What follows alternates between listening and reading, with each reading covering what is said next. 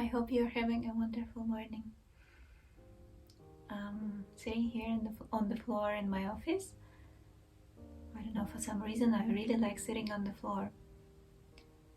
And yeah, trying to record my first podcast, or how you call it. Well, it doesn't matter.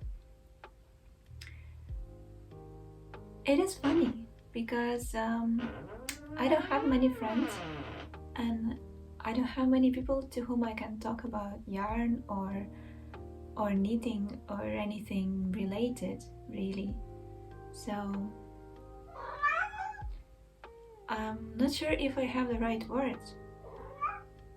I'm not sure if I'm saying the words correctly because, well, one thing you type them, the other thing you try to spell them in language which is not your own, really.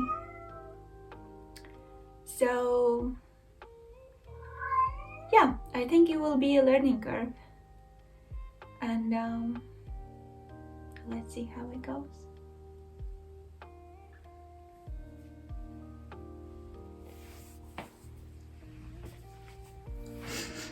Morgan, what the? Что там кричишь? Ты до мене? Знаєш? Іди сюди. Що там кричиш? Ходи, Маркось, ходи. Well, today I wanted to talk to you about my new design that just came out, and this is the one that I'm wearing now. I called it Sediment pullover, or Sediment sweater, better. Well, same thing.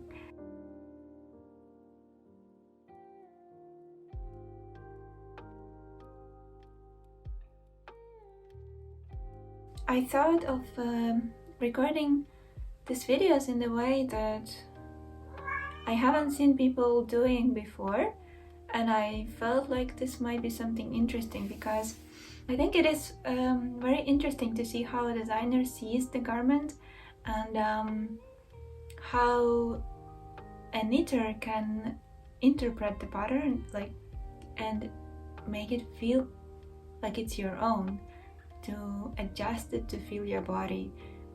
It's not necessarily clear when you read the pattern. Very often people don't use too many words to explain things, and you end up just following the instruction and you don't really know if that's going to work for you.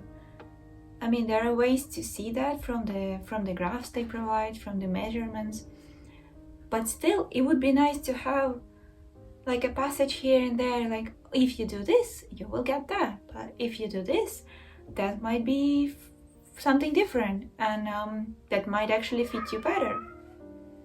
So in my patterns I really try to write those kind of things, like add more rows if you are taller, or I don't know, if you want a wider sleeve, add stitches here, or if you have wider hips, or if you have wider chest, whatever thing you want to adjust to have fit your own body, it has to be somehow addressed in the pattern. And I thought this kind of video could help you understand how the whole construction works, and how you as a knitter along the way can adjust the fit, and have it perfectly for you. Yeah, let's see how it goes. I think it could be something valuable.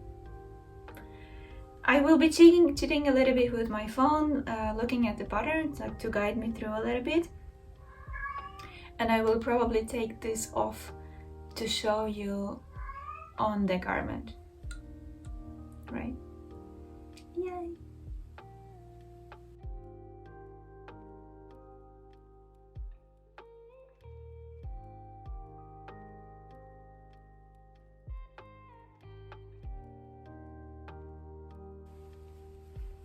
Is it recording? Yes. Yes. So this one, my sample is made in lead loppy yarn. It's one of the beige shades. They have so many that, wow, it's really nice. And then the contrasting yarn is also that lobby, in some burgundy wine color. You can see all those numbers in the pattern. I don't remember. I never remember this kind of things. And to the main color, I added a strand of silk mohair lacy yarn to, well, I don't know exactly why I did it, but I was hoping that it will make lead loppy a little bit softer. And in fact, in this moss-like pattern and on a rather bigger needles than usual, it does feel much softer than if you do like a plain stockinette Lopapesa kind of sweater. So I think it did help, maybe just a little bit, maybe it's a psychological thing. So yeah, it's not a must, but it's a nice little addition if you want to play a little bit with the color. Like adding a strand of silk mohair will make it feel like almost like a watercolor. Yes, so it's a top-down sweater. So you start with a neckline cast on, and in the pattern I provided two versions because mine is rather wide, so it's more like a scoop neck. And while I was working on it, it was hanging on a hanger. It did stretch a little bit. So it is, I mean, it's not so wide, but some people like it more like a crew neck. So I also added that to the pattern, and you can choose either start with a wider neck or start with a closer neck. And then you work the mosaic color work pattern. So this upper part is a mosaic color work, the one that is worked like you work one row with one color, slipping the stitches of another color, and then in the next row you work the other color, slipping the main color. You got it, right? So it's just like one row this color, one row the other color. And yeah, and that goes for like 15-20 centimeters, something like that. And then from this you switch to a moss-like pattern. This is how it looks. It's very nice textural pattern, very easy, something you remember after first 4 repeats and just go on with it. Каті, ти сюди. Ти сюди до мене. She keeps screaming in the other room. Well, yeah. So after the color work, there's been some questions because in bigger sizes it's still the same length. I kept it that way because when you switch from color work to the regular pattern, the gauge is different. So it goes wider here on the down in the yoke without any increases. Well, only some increases later on. But my testers wanted, like especially in bigger sizes, they thought that it would be nicer to have this yoke a little bit longer in the bigger sizes, so then the proportions are the same. But the problem was that if you increase more in the color work, then you get a wider, it gets wider in the lower yoke part. So I didn't do that, but it's an option. So you can try, if you really want to have the color work longer, this section, you can try to do that. But yes, I didn't take that risk and it would be too much hassle because yeah, calculating everything for each size, that would be too much work, I think. So yes, let me show you something. This is my swatch basket. And it all started last summer. I swatched this color work twice. I had this idea for a long time, and well, this is on a smaller needle. I had this idea for a long time, and then I couldn't figure out what to do at the bottom, like how to do the body, because this looks really nice. But if I do this, just the normal stockinette down everywhere, it is too plain. It just doesn't work. And I tried doing different things. I even had like a yoke finished in a completely different way. If I find the picture and I learned how to do that to insert it, I will show you. But I had like another stripe here below of the color work, and I thought that could work. And then I almost finished, like switched to the body, separated sleeves in just normal stockinette, and it was just not the thing. It didn't work. So it took me a few months to get it right. And I find it very interesting. With some designs, they just come in and you see it, you know how it should look, and it just knits up really fast. And some other designs, it takes some time. So I always have a hanger with some like half yoke done, hanging on the shelves, and yeah, it's there, I see it, and then maybe one day I get an idea how to make it better and finish it. Yes, so that can take time. Wow. Yes, you work this part, then you switch to the moss-like pattern. Do you do? Oh, I don't remember. Let me see. So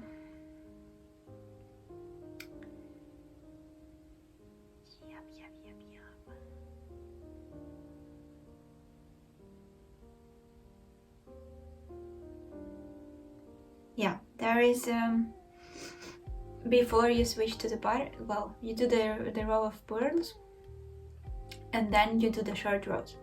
So the short rows here are meant to shape the yoke and the neckline, to have the back part longer than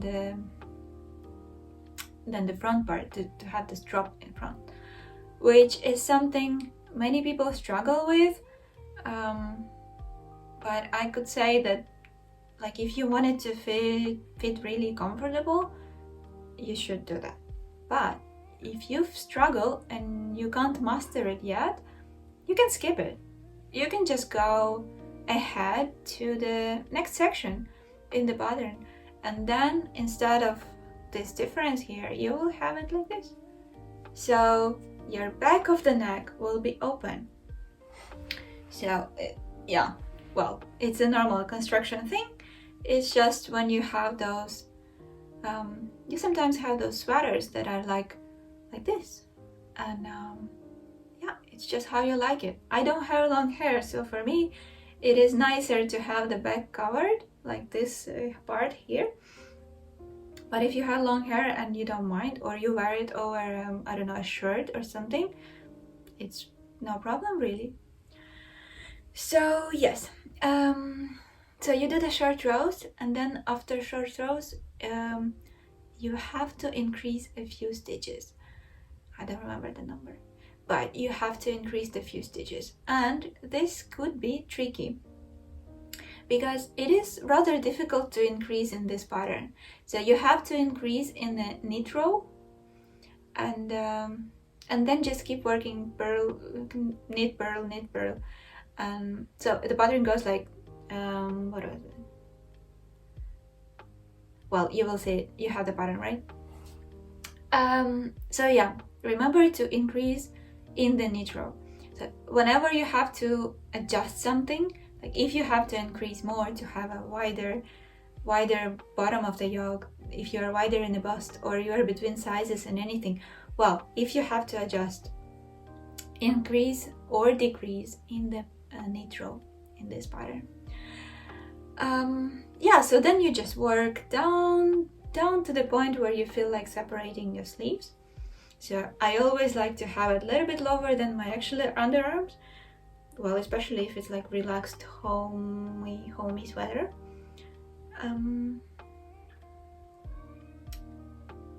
Sorry, I'm doing a lot of this. I'm gonna watch myself.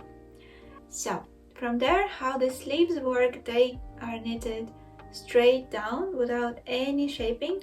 So it starts wider in the shoulder and goes a little bit with a little bit like a balloon shape, but it's not really a balloon, it's like just straight down and gathered at the cuffs. And then you have like another few, it's like I think it's like 2 rows of color work to gather the cuffs, and that's it. So with the sleeves, that's done. And the body is also worked straight down, but because it's a rather long sweater and it goes actually like below my butt. Well, it goes low. So there is a little trick how to make it wider without any shaping. So you need the top on what was it? You switch to a bigger needle when you reach your waist. Somewhere around your waist you switch to a bigger needle, and that makes a little bit of an A shape at the bottom, so you have enough room for your hips. And you can also switch to a bigger needle right after you separate the sleeves, and that will make more room for your bust and your belly if you have, well, everyone has it. Yeah, and you finish the bottom with just simple ribbing, also on a bigger needle to have it rather stretchy. Yay! What else?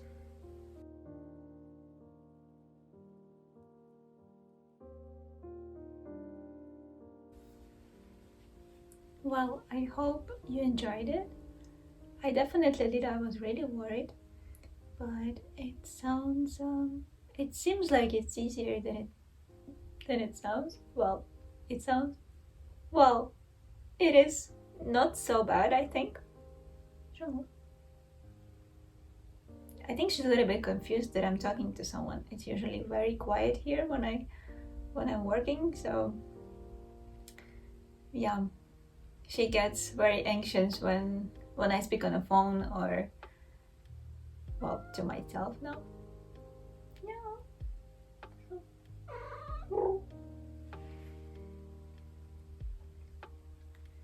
Yes, it is almost end of January, and I don't know how it flew by actually. I still have a lot of things to do, and I'm very grateful for your support. Really, truly. So thank you. I hope this was helpful. I hope you will make a Sediment sweater yourself or for someone you love. And yeah, I see you next month. I will try to make more cute videos for you. If you don't like cats, let me know. But sorry, I can't do anything about it. I think she will be in pretty much all the videos. But I will try to add more knits than cats. Have a lovely rest of the month. I hope you are not too tired of all the corona situation. If you are on the front line, and I know that some of you are, thank you so much. Be strong. I hope this whole situation resolves really fast. Well, stay healthy and happy knitting.